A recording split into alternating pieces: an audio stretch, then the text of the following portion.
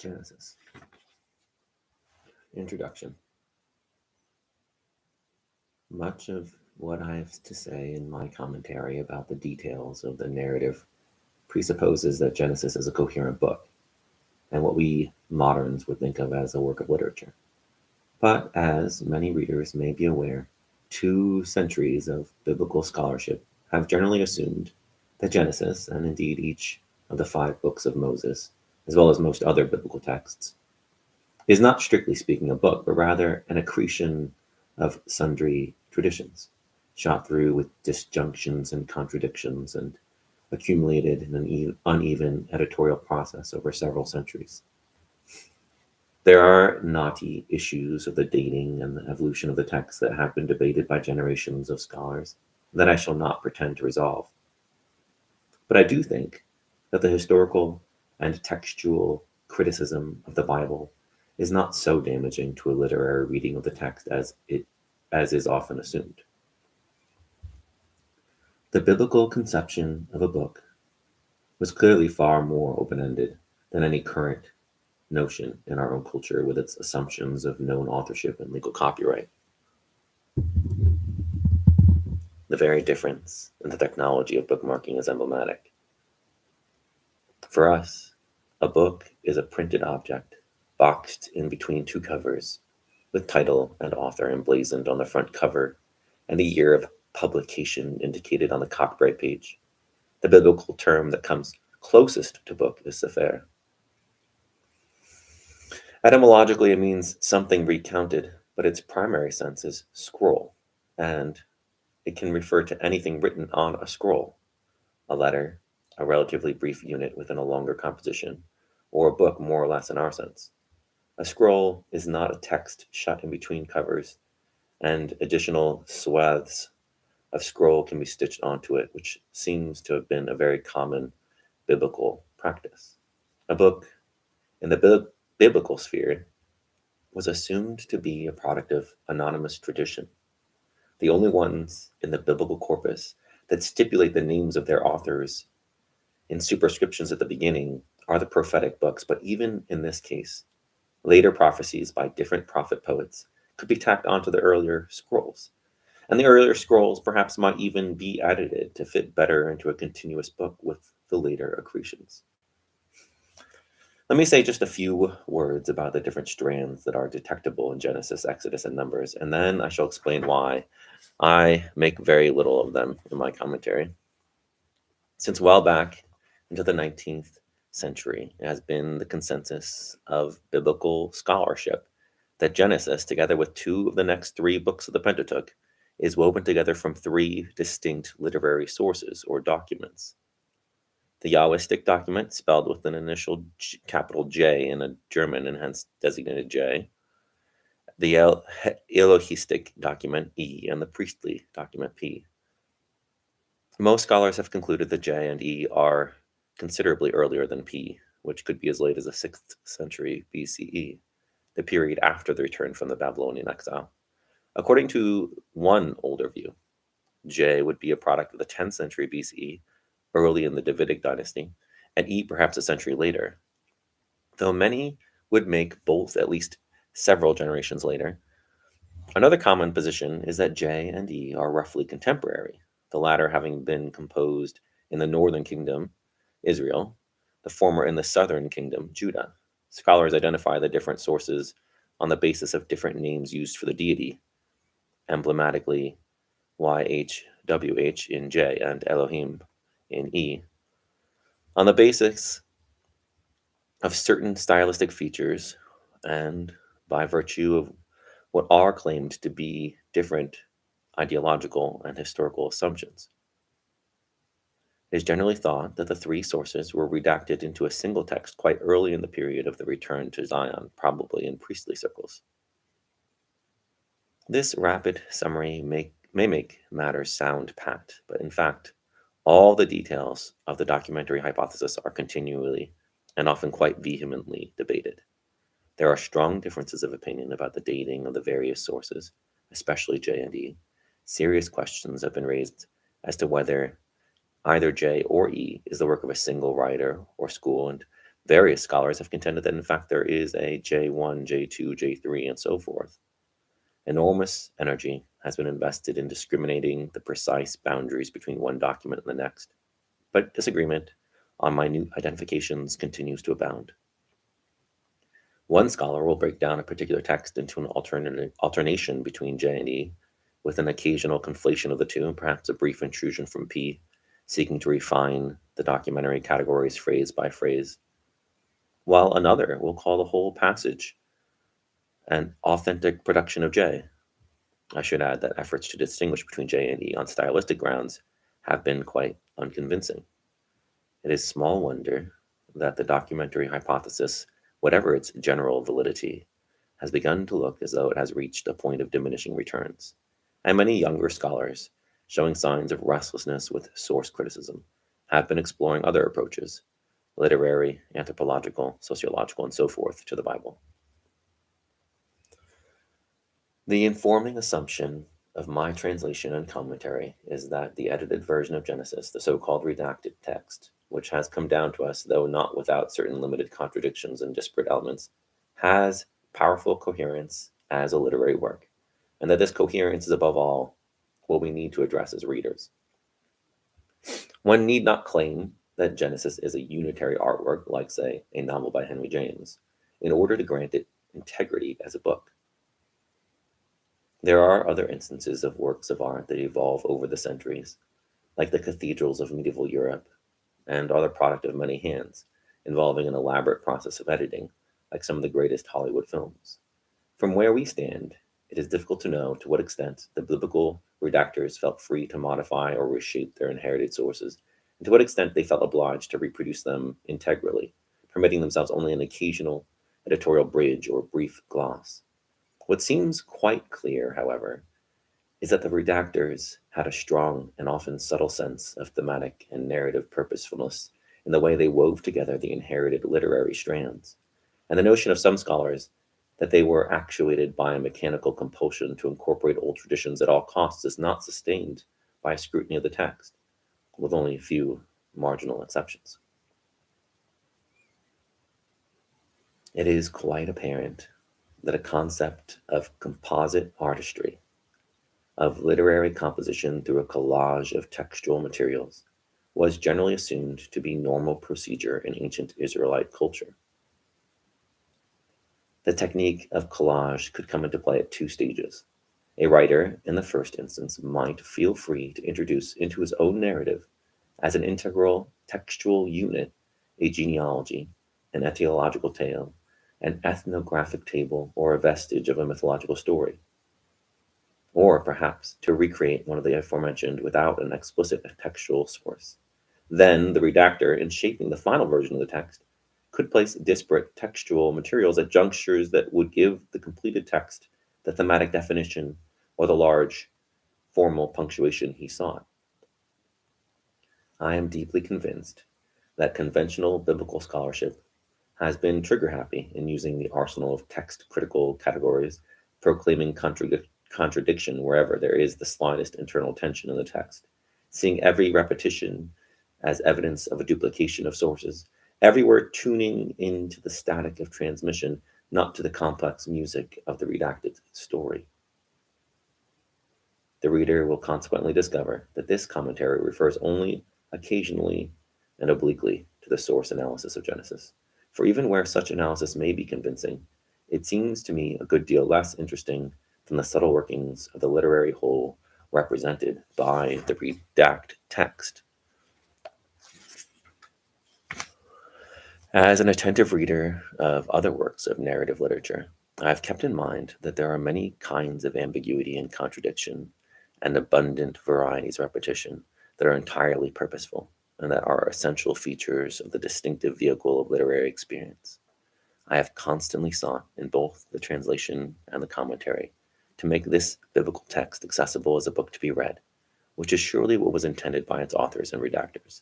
To that end, I discovered that some of the medieval Hebrew commentators were often more helpful than nearly all the modern ones, with their predominantly text critical and historical concerns. Rashi, acronym for Rabbi Shlomo Itzhaki, 1040 to 1105, France, and Abraham ibn Ezra, 1092 to 1167, traveled from Spain to Italy, France, and England, are the most often cited here. They are two of the great readers of the Middle Ages, and there is still much we can learn from them. A few brief remarks about the structure of Genesis as a book are in order. Genesis comprises two large literary units: the primeval history, chapters 1 through 11, and the patriarchal tales, chapters 12 through 50. The two differ not only in subject, but to some extent in style and perspective. The approach to the history of Israel and Israel's relationship with God, that will be the material of the rest of the Hebrew Bible, is undertaken through gradually narrowing concentric circles. First, an account of the origins of the world, of the vegetable and animal kingdom, and of humankind, then a narrative explanation of the origins of all the known peoples, from Greece to Africa to Mesopotamia and Asia Minor, and of the primary institutions of civilization, including the memorable fable about the source of linguistic division. The Mesopotamian family of Terah is introduced at the end of this universal history in chapter 11, and then when God calls Abraham out of Ur of the Chaldees at the beginning of chapter 12, we move on to the story of the beginnings of the Israelite nation, though the national focus of the narrative is given more moral depth, because the universal perspective of the first part of Genesis is never really forgotten.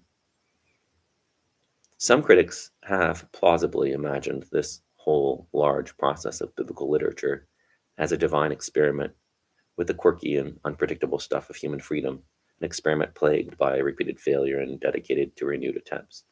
First Adam and Eve, then the generation of Noah, then the builders of the Tower of Babel, and finally Abraham and his seed. Although the creation story with which the primeval history begins does look forward to the proliferation of humanity and the human conquest of the natural world, by and large, the first 11 chapters of Genesis are concerned with origins, not eventualities, with the past, not the future. He was the first of all who play on the lyre and the pipe, 421. The narrator says of Jubal, one of the antediluvians.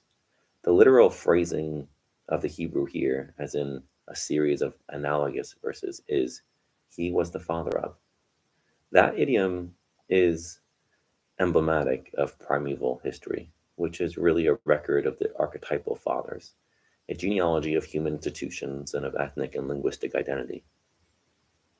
Although the patriarchal tales are in one obvious way also the story of a chain of fathers, Abraham, Isaac, and Jacob, the horizon these tales constantly invoke is the future, not the past.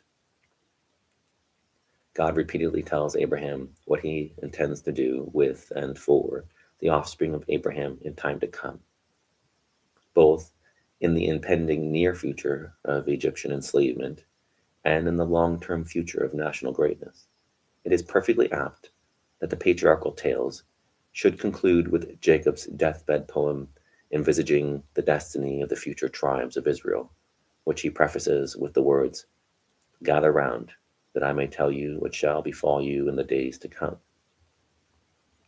The primeval history, in contrast to what follows in Genesis, cultivates a kind of narrative that is fable-like or legendary, and sometimes residually mythic. The human actors in these stories are kept at a certain distance and seem more generalized types than individual characters with distinctive personal histories. The style tends much more than that of the patriarchal tales to formal symmetries, refrain-like repetitions, parallelisms, and other rhetorical devices of a prose that often aspires to the dignity of poetry, or that invites us to hear the echo of epic poetry in its cadences. As everywhere in biblical narrative, dialogue is an important vehicle, but the primeval history, it does not have the central role it will play later. And one finds few of the touches of vivid mimesis that make dialogue in the patriarchal tales so brilliant an instrument for the representation of human and divine interactions. In some, this rapid report of the distant early stages of the human story adopts something of a distancing procedure in the style and the narrative modes, with which it tells the story. God's very first words to Abraham at the beginning of chapter 12 enjoin him to abandon land, birthplace, and father's house. These very terms, or at least this very sphere, will become the arena of their narrative to the end of Genesis. The human creature is now to be represented not against the background of the heavens and the earth and civilizations as such, but rather within the tense and constricted theater of the paternal domain, in tent and wheat field and sheepfold, in the minute rhythms of quotidian existence, working out all hopes of grand destiny in the coil of familial relationships, the internecine, sometimes deadly, warring of brothers and fathers and sons and wives. In keeping with this major shift in focus from the primeval history to the patriarchal tales, style and narrative mode shift as well. The studied formality of the first 11 chapters, epitomized in the symmetries and the intricate repetition of word and sound in the story of the Tower of Babel, gives way to a more flexible and varied prose. Dialogue is accorded more prominence and embodies a more lively realism. When, for example, Sarai gives Abram her slave girl Hagar as a concubine, and the proudly pregnant Hagar then treats her with disdain, the matriarch berates her husband in the following fashion: "This outrage against me is because of you. I myself put my slave girl in your embrace, and when she saw she had conceived, I became slight in her eyes." 16:5. Sarai's first sentence here has an explosive compactness in the Hebrew, being only two words, Hamasi Alecha, that resists translation. In any case, these lines, smoldering with the fires of female resentment, convey a sense of living speech and complexity of feeling and relationship one does not encounter before the patriarchal tales. The frustrated, long-bearing wife at cross purposes with herself and with her husband, first aspiring to maternity through the surrogate of her slave girl, then after the fact of her new co-wife's pregnancy, tasting a new humiliation, indignant at the slave's presumption, ready to blame her husband, who has been only the instrument of her will. Such vivid immediacy in the representation of the densely problematic nature of individual lives in everyday settings is an innovation not only in comparison with the primeval history, but also in comparison with virtually all of ancient literature. What nevertheless strongly binds the two large units of the book of Genesis is both outlook and theme. The unfolding history of the family that is to become the people of Israel is seen, as I have suggested, as the crucial focus of a larger universal history. The very peregrinations of the family back and forth between Mesopotamia and Canaan and down to Egypt intimate that its scope involves not just the land Israel has been promised, but the wider reach of known cultures. National existence, moreover, is emphatically imagined as a strenuous effort to renew the act of creation. The creation story repeatedly highlights the injunction to be fruitful and multiply, while the patriarchal tales, in the very process of frequently echoing this language of fertility from the opening chapters, make clear that procreation, far from being an automatic biological process, is fraught with dangers. It's constantly under the threat of being deflected or cut off. Abraham must live long years with the seeming mockery of a divine promise of numberless offspring as he and his wife advance childless into hoary old age. Near the end of the book, Jacob's whole family fears it may perish in the great famine, and Joseph must assure his brothers that God has sent him ahead of them to Egypt in order to sustain life. Genesis begins with the making of heaven and earth and all life, and ends with the image of a mummy, Joseph's, in a coffin. But implicit in the end is a promise of more life to come, of irrepressible procreation, and the renewal of creation will be manifested even under the weight of oppression at the beginning of Exodus. Genesis then works with disparate materials, puts together its story with two large and very different building blocks, but nevertheless achieves the cohesiveness, the continuity of theme and motif, and the sense of completion of an architectonically conceived book. Although it looks forward to its sequel, it stands as a book, inviting our attention as an audience that follows the tale from beginning to end.